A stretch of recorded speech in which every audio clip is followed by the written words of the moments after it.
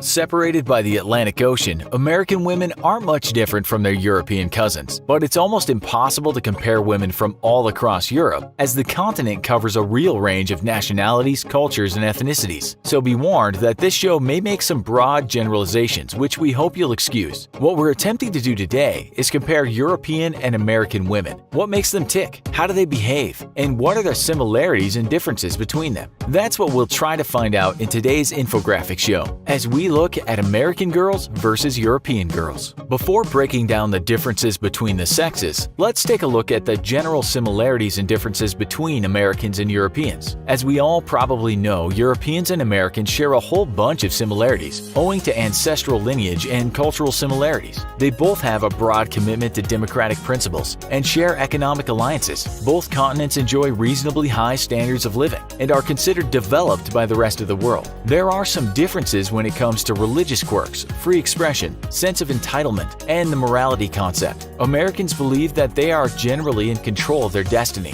whereas the rest of the world, except the UK, accept that powers outside of their control are dependent upon their success. Americans are generally more independent and ambitious. In a 2014 Pew survey, 57% of Americans believe their success is in their own hands. Yet Americans, at just over half the population, see religion as more important than their European cousins do. In France, only 14% of people consider religion important compared with 53% in the USA. World statistics show that there is a strong link between people's religiosity and their wealth. Religion is generally more important to countries with lower GDPs. Almost 40% of Americans feel that sex between unmarried couples is immoral, whereas in the EU it is less of an issue. So are American women more prudish? Well, it depends on who you talk to and where you are. Many American women are the complete opposite of prudes, being independent and fun-loving in multiple situations. So with all of these observations, please note that they are just that, observations and not rules. So let's take a look at some of the differences. Both America and Europe are big places, and while it's easy to generalize about people and places, it's also fair to say that American women have more in common with American women, and the same is true for European women with European women. The only real oddity in Europe is the UK, where women seem to behave more like Americans rather than their European cousins. But in general, there are some uniform similarities that separate Europeans from Americans in terms of attitude and behavior. When it comes to looks, women are more uniform. In Rome or Barcelona, women normally wear a skirt of similar length, a pair of reasonably high heels, a blouse or top, and long beautiful hair. In America and in London, however, women come in many different styles. Thin women, overweight women, women in goth or emo garb with black eyeliner and dyed hair. Americans seem to adopt the counterculture more readily, whereas European women tend to adopt a more traditionally feminine style. It's not unusual to see a girl with a mohawk and a skateboard on the New York subway or the London Underground, whereas this would be considered unusual in, say, Budapest. While Americans dress for comfort, European women are conscious of class and fashion, even if they're simply walking to the store or going to the gym. Europeans dress for style, and unless they are on the beach, most European women wouldn't consider wearing flip-flops or thongs. Unless they are participating in sports or working out, sneakers are not normally worn by Europeans. European women tend to wear flats with closed or open toes or high heels in most everyday situations. However, unlike most rules, there are exceptions. For social gatherings, American women will dress just as smart as their European counterparts and often outstyle them. Women in Europe are generally more educated than in America. University education is more affordable in Europe, with many countries having free college programs. This doesn't mean that European women are any more intelligent than American women, but they generally have the opportunity to learn more in Europe. Most European women speak at least 2 languages and sometimes as many as 5 or 6. Europeans generally have a good understanding of history and geography outside of their own countries, and most Europeans have traveled to other countries before they reach their teenage years. Separated from the world by 2 oceans, many Americans never leave their country of birth.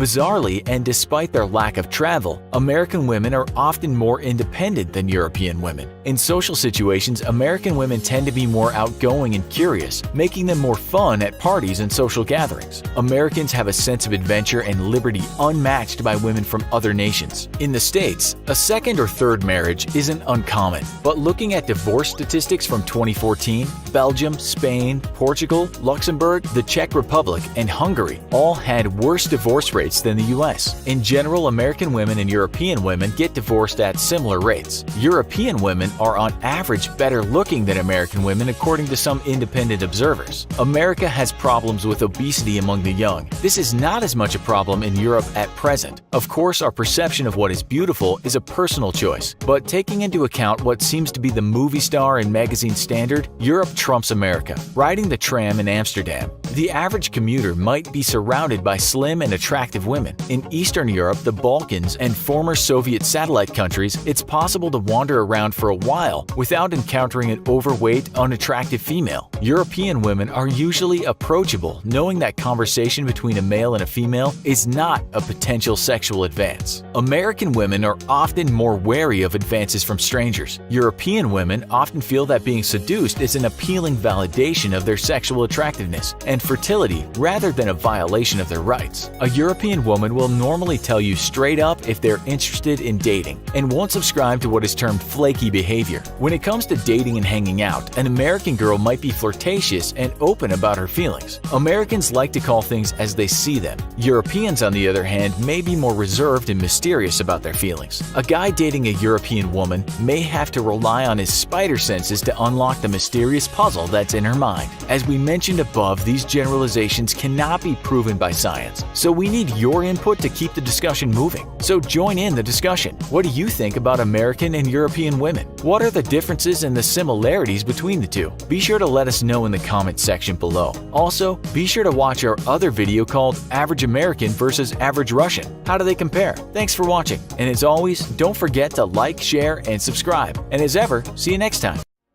The world watched in wonder when in 1993 the European Union was officially formed. Questions abounded. Would the UK and France finally be able to live harmoniously in perpetuity? Would Germany and the rest of Europe finally form an unbreakable alliance?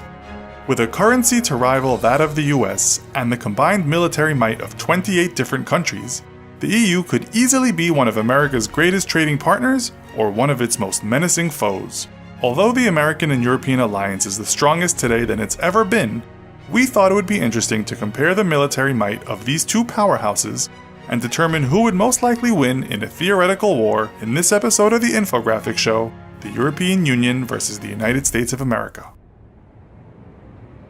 Although money isn't everything, the first major difference worth pointing out is military spending.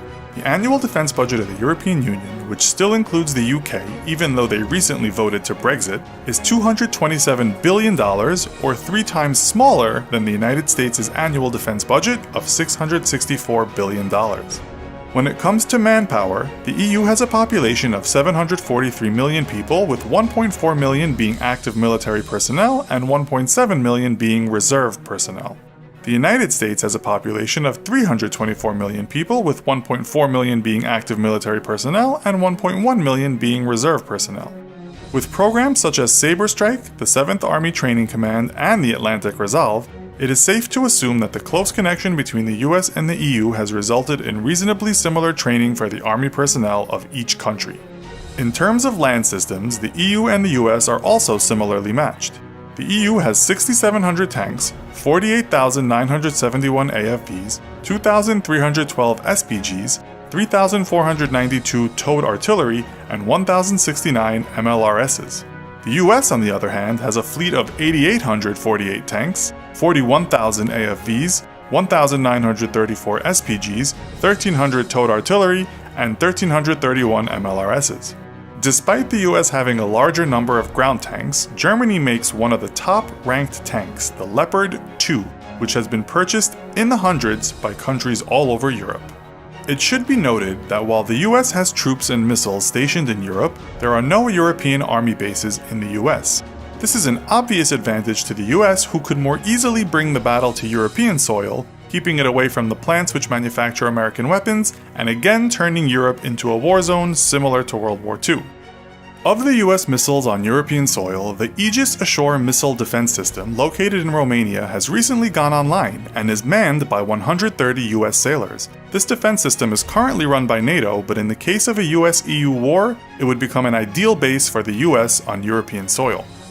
With regard to air power, The US currently has a larger and more modern Air Force with 13,444 aircraft, the most popular being the American-made F-16 Fighting Falcon. The EU has less than half that, with 6,751 total aircraft, the most popular being the Eurofighter Typhoon. Since the US and the European Union are on two different continents, it's important to take a look at each country's naval power. The EU has a total of 61 submarines, 102 frigates, 21 destroyers, 39 corvettes, 167 mine warfare craft, and 210 patrol craft. The United States, on the other hand, has 75 submarines, 6 frigates, 62 destroyers, 0 corvettes, 11 mine warfare craft, and 13 patrol craft. The two seem pretty tied, however, the EU only has 8 aircraft carriers compared to the US's 19. In the unlikely scenario that nuclear weapons are used, the US has a stockpile of 6,800 nuclear warheads with 150 nuclear warheads located directly in Europe. Europe barely has 500 nuclear warheads of its own, split nearly evenly between the UK and France. As we all know, a major component of this military assessment is fuel, since almost every ground vehicle, aircraft, and naval unit needs fuel in order to operate. The European Union produces only 1.7 million barrels of oil a day and consumes almost 8 times that each day. It also has 5.6 billion barrels of oil in reserve. The United States produces 9 million barrels of oil a day and consumes 19 million barrels daily, though it has 37 billion barrels of oil in reserve. It is safe to say both countries would need to rely on importing oil from other countries. The EU and the US share most of their allies, and it would be very interesting to see who allies with whom. As many will point out, experience is also a major factor when assessing military prowess. The EU and the US have been involved in the same wars for the last decade. However, the US military exists as a unified entity, and the EU runs much of their military on a country-by-country basis, making communication and tactical planning much more complicated. When it comes to the all-seeing eyes from space, both the European Union and the United States run their own global navigation satellite systems. The US has GPS and the EU has Galileo. GPS used to have the capability to block civilian signals called selective availability. One of the main reasons the EU developed Galileo was due to its concern that the US could deny others access to GPS during political disagreements. The two came to a compromise, and the US is now in the process of replacing old GPS satellites with new ones that will not have selective availability enabled. So, who do you think would win the war, the US or the EU? Do you think there are factors we omitted that would make a difference? Is war between the EU and the US even a possibility? Let us know in the comments. And if you want to get a daily comparison or fun fact in your feed, follow us on social media. All the links are in the description of the video. Finally, don't forget to like, subscribe, and share. Thanks for watching, and see you in a few days.